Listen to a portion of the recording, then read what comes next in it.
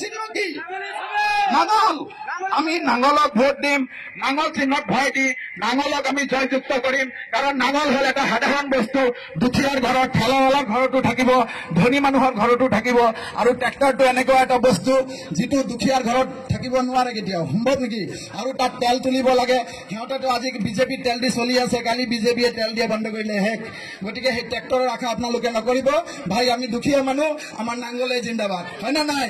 নাঙল ছবি জিন্দাবাদ, হয় নে নাই?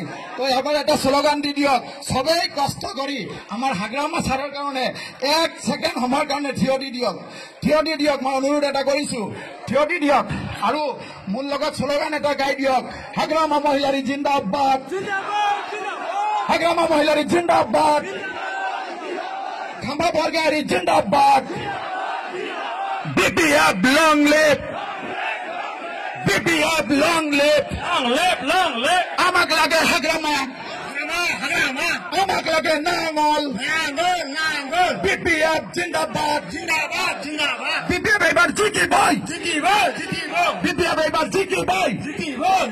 ধন্যবাদ, ধন্যবাদ আৰু দুঃখিত আপোনালোকক থিয় কৰোৱাৰ কাৰণে, সৰি, থেংক ইউ।